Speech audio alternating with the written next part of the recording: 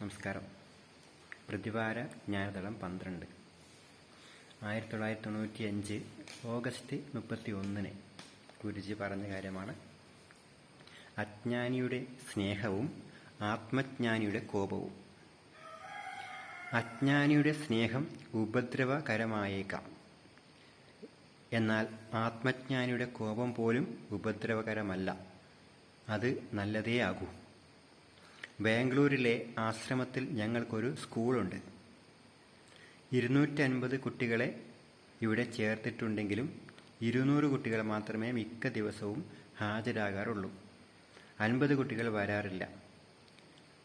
അമ്മേ, ഞാൻ സ്കൂളിൽ പോകുന്നില്ല എന്ന് പറഞ്ഞ് വീട്ടിലിരുന്ന് കരയുന്ന കുട്ടികളാണവർ. അമ്മ സാന്ത്വനിപ്പിക്കും. ശരി കുട്ടാ, കരയണ്ട എന്ന്. ലോകത്തെ മറ്റൊരു കുട്ടിയും തൻ്റെ കുട്ടിയുടെ അത്ര വരില്ല എന്നാണ് അവർ കരുതുന്നത്. അതുകൊണ്ട് കുട്ടിയുടെ ഭാഗം പിടിച്ച് അവനു വേണ്ടി വാദിക്കുകയും ചെയ്യും. അധ്യാപകരുടെ കാഴ്ചപ്പാട് അവരുടെ ദൃഷ്ടിയിൽ പെടുകയില്ല. അതുകൊണ്ട് എന്ത് സംഭവിക്കുന്നു?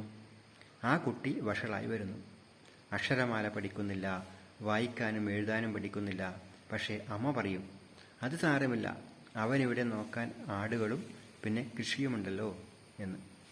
അമ്മയുടെ അജ്ഞത കൊണ്ടുണ്ടാകുന്ന സ്നേഹം ആ കുട്ടിയെ തന്നെ നശിപ്പിച്ചു കളയുന്നു. മറുവശത്താകട്ടെ, ആത്മജ്ഞാനിയുടെ കോപം അനുഗ്രഹമായിത്തീരുന്നു. ഇത് തെളിയിക്കുന്ന പല സംഭവങ്ങളും പുരാണങ്ങളിലുണ്ട്.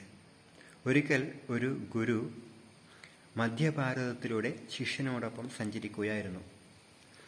ചില വികൃതി കുട്ടികൾ ശിഷ്യനു നേരെ കല്ലുകൾ വലിച്ചെറിയാനും അദ്ദേഹത്തെ ശകാരിക്കാനും തുടങ്ങി. കുട്ടികൾ ഇങ്ങനെ കുറേ ദൂരം ഗുരുവിനെയും ശിഷ്യനെയും പിന്തുടർന്നു. അവർ ഒരു നദിക്കരയിലെത്തി. അക്കരയ്ക്കെത്താൻ ഗുരുവും ശിഷ്യനും ഒരു തോണിയിൽ കയറി. കുട്ടികൾ മറ്റൊരു തോണിയിലും കയറി. അവരെ പിന്തുടർന്നു നദിയുടെ മധ്യത്തിലെത്തിയപ്പോൾ കുട്ടികളുടെ തോണി മുങ്ങാൻ തുടങ്ങി. ഗുരു ശിഷ്യന്റെ മുഖം നോക്കി ഒരൊറ്റ അടിയടിച്ചു. അങ്ങേയറ്റം പ്രകോപനകരമായി സംസാരിച്ചിട്ട് പോലും തിരിച്ചൊരക്ഷരം ആ കുട്ടികളെ നോക്കി പറയാതിരുന്ന ശിഷ്യനാകട്ടെ ആകെ അമ്പരന്നു പോയി. ഇത്രയധികം നല്ല ശിഷ്യനായിട്ടും ഗുരു അയാളെ അടിച്ചു. ഗുരു പറഞ്ഞു, ഇത് നിന്റെ തെറ്റാണ്. അവരുടെ തോണി മുങ്ങാനുള്ള കാരണം നീയാണ്. അവരുടെ ദുഷ്പ്രവൃത്തികളോട് നീ പ്രതികരിച്ചില്ല. അവരുടെ അപമര്യാദ അടിച്ചമർത്താനുള്ള കാരുണ്യം നിനക്കില്ലാതെ പോയതുകൊണ്ടാണ് പ്രകൃതിക്ക് തന്നെ അവരെ ശിക്ഷിക്കേണ്ടി വന്നത്. ഗുരുവിൻ്റെ അടി ഈ സംഭവത്തിൽ നിന്നുള്ള കർമ്മത്തെ കുട്ടികളുടെ ഭാവിയെ ബാധിക്കാത്ത തരത്തിൽ എടുത്തു കളഞ്ഞു.